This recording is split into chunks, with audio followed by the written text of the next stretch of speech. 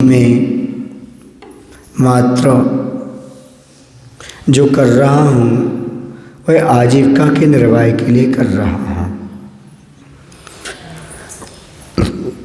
अब वह विद्वान आगे बढ़ता है और जैसे ही आगे बढ़ता है तीसरा व्यक्ति भी पत्थर ही फोड़ रहा था। उससे पूछा, क्या कर रहे हो? उसने कहा, एक सुंदर से मंदिर का निर्माण कर रहा हूँ। इसका सोच थोड़ा सकारात्मक था। कम से कम इसने ये नहीं कहा कि मैं कर्म फोड़ रहा हूँ, ये भी नहीं कहा कि मैं आजीविका का निर्वाह कर रहा हूँ, बल्कि उसने ये कहा मैं मंदिर का निर्माण कर रहा हूँ। वह विद्वान आगे बढ़ता है। चौथा व्यक्ति भी वही कार्य कर रहा था। उससे पूछा, भाई तुम क्या कर रहे हो? उसने बहुत अच्छा जवाब दिया। उसने कहा, अहो भाग, मैं मंदिर का निर्माण कर रहा हूँ, इसमें भगवान विराजे। चारों के चारों कार्य एक ही कर रहे हैं। एक आजीविका के लिए कर रहा है, एक कर्म फोड़ रहा है, एक वो है जो मंदिर का काम कर रहा है, चौथा वो है जो अपना कल्याण कर रहा है। आप भी मंदिर का काम करते होंगे, साधुओं की सेवा करते होंगे। आपके मन में क्या भाव आता है?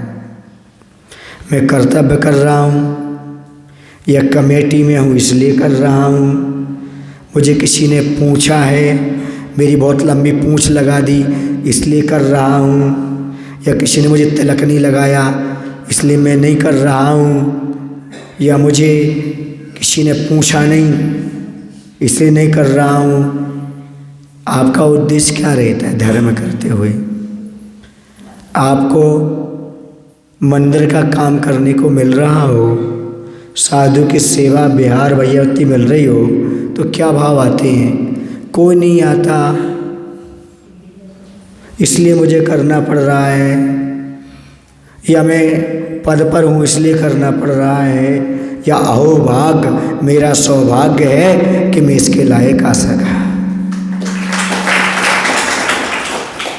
ये आपके भावों से ही सब कुछ होता है। कर्तव्य की दृष्टि, अपनेपन की दृष्टि धर्म कराती है, वही कर्म की निजरा कराती है। मंदिर किसका है?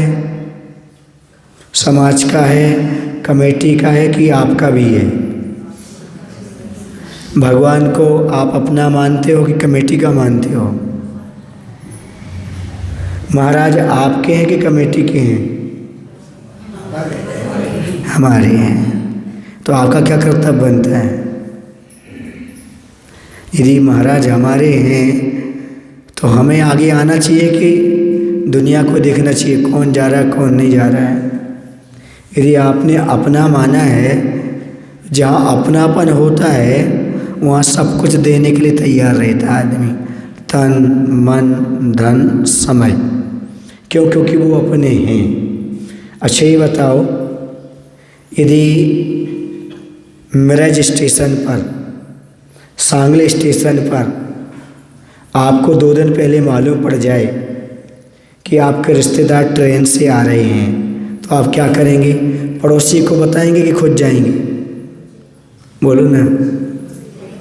कार लेके जाएंगे कि नहीं जाएंगे? क्योंकि वो कौन है? आपके अपने हैं। और महाराज को लेने कौन जाएगा? इसी से मालूम पड़ता है कौन अपना है और कौन पराया है। मात्र हाथ जोड़ने से अपनापन नहीं लगता, हाथ जोड़ने से भक्ति नहीं होती, क्षमा मांगने से आप धर्मात्मा नहीं बन जाओगे।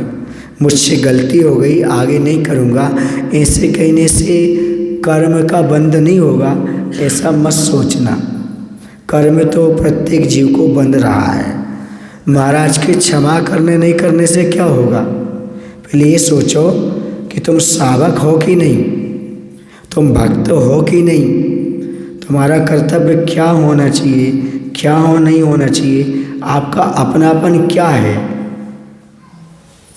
बगुला भक्ति है, दिखावटी भक्ति है कि हकीकत की भक्ति है। आप किसी को अपना मानते हो तो उनके बिना रह कैसे सकते हो तुम, जबकि वो हमारे गांव ही आ रहे हो, नगर ही आ रहे हो। आदमी तो उछल कूद करता है, नाचता है। सौभाग्य है कि हमारे नगर में मुनि महाराज पधार गए हैं। मुझे घोषणवाड़ रुकना नहीं था, सही बता दूं, मैं बोरगांव साइड जा रहा था, लेकिन इन लोगों की भक्ति देख करके लगा यहाँ रुकना चाहिए। ये 100 घर की समाज है, लेकिन 500 घर की समाज से भी ज़्यादा उत्साह मुझे घोषणवाड़ में दिखाई दिया है। चाहे अगवानी के माध्यम से हो, चाहे आहारचर्या के माध्यम से हो, जबकि इनसे मेरा कोई परिचय नहीं था। ना हमने ने कभी देखा, न इन्होंने कभी हमें देखा, लेकिन ये साधु मेरे हैं इस भाव से कर्तव्य पालन करके इन्होंने सेवा की। हमें लगा कि हम कर्तव्यनिष्ठ लोगों के गांव में आ गए, लगा धर्म का पालन करने वाले लोगों के पास आ गए। आचार्य ने लिखा है, किसी गुरु से एक अक्षर मात्रा आदि का ज्ञान मिले, उनके उपकार को भूलने वाला नरकगामी होता है। जिस गुरु से एक अक्षर मात्रा का भी ज्ञान मिले, उनको भूलने वाला नरकगामी होता है। जिससे 2-4 महीने ज्ञान मिला हो, उसको भूलने वाला कहाँ जाएगा, ये तो मात्र केवली भगवान ही जान सकते हैं। उन लोगों को समझने की आवश्यकता है। मात्र याद करना पर्याप्त नहीं होता, याद के साथ साथ जब जो आवश्यक होता है उसका पालन करना जरूरी होता है। वैयावृत्ति उसका नाम नहीं है, पैर दबा देना वैयावृत्ति उसका नाम नहीं है, कोई वस्तु प्रदान कर देना वैयावृत्ति उसका नाम है। जब जैसा आवश्यक हो तब उसकी ज़रूरत हो। और वैयावृत्ति वाले कौन कहलाते हैं? मैंने बहुत से लोगों से सुना है, जहाँ कम वहाँ हम, इसका नाम वैयावृत्ति है। जहाँ कोई नहीं है वहाँ पर मैं तैयार हूँ, इसका नाम वैयावृत्ति है। और हमारे ऐसे भक्त हैं जहाँ कोई नहीं होता वो तैयार रहते हैं। अभी जब मैं बिहार करूँगा ना इससे किसी साइड, तब वहाँ वही लोग आएंगे, जहाँ कम वहाँ हम, जहाँ सब लोग हैं वहाँ मेरी ज़रूरत नहीं, मैं जा रहा हूँ। लेकिन जहाँ कोई नहीं होगा वहाँ पर मैं आऊँगा। सच्चा भक्त, सच्चा मित्र वही होता है जब वक्त पर काम आता है। फोटो में काम आए वो नहीं, भीड़ में काम आए वो नहीं, बल्कि जहाँ कोई ना हो वहाँ पर वो साथ रहे, समझो सच्चा बड़ा मित्र है, सच्चा बड़ा वही भक्त हमारा होता है। तस्वीर में तो अनेकों खड़े होते हैं, तस्वीर में अनेकों खड़े होते हैं, वो अपने नहीं होते जो तस्वीर में खड़े होते हैं, अपने वो होते हैं जो तकलीफ में खड़े होते हैं। जो तकलीफ में साथ देता वो अपना होता है। किसी ने लिखा है, मित्रों के बीच बैठ कर के वक्त का पता नहीं लगता। ये 2-4 मित्र बैठ जाएं, कब 1 घंटा निकल गया, 2 घंटा निकल गया मालूम नहीं पड़ता। सुन रहे आप लोग कि नहीं?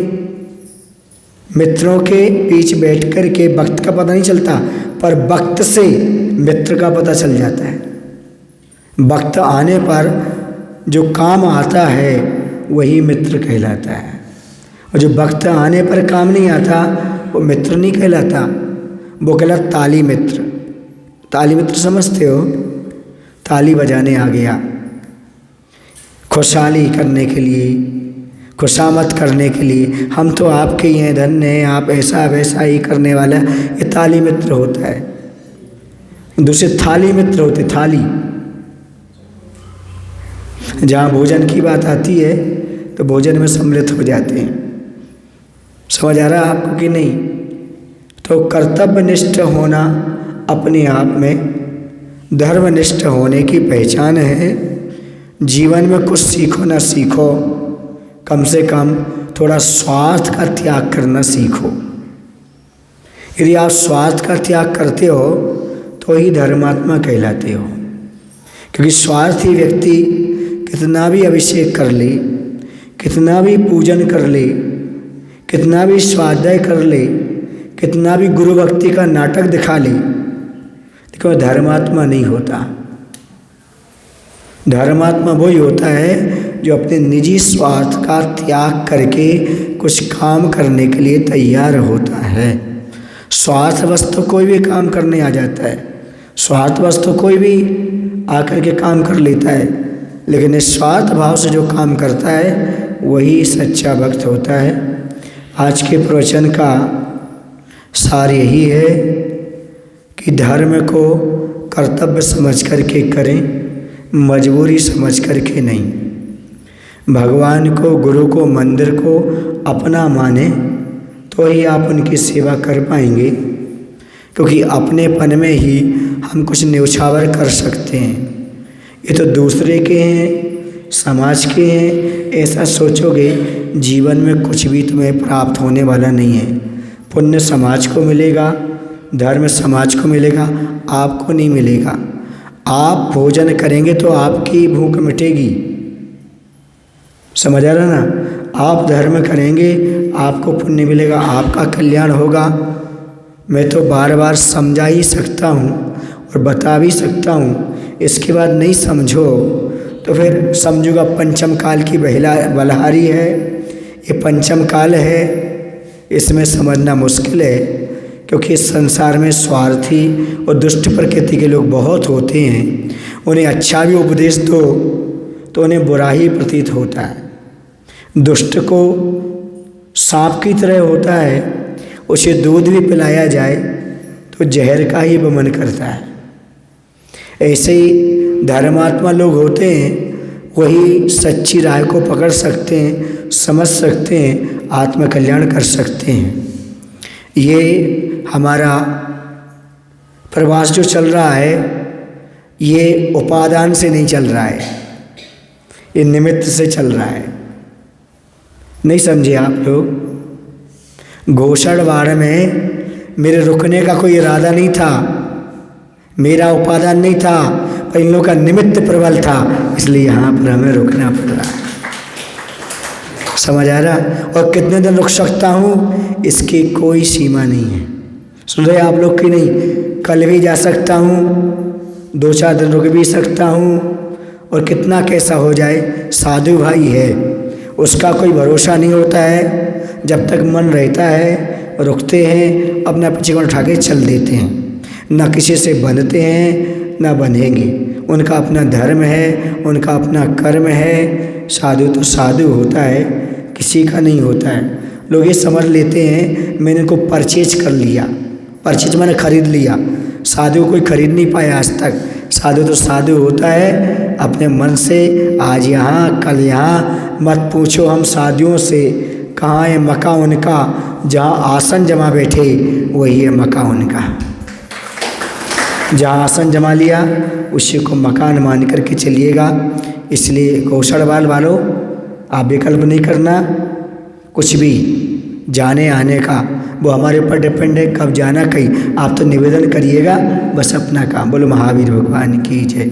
आचार्य विद्यासागर जी महाराज की जय।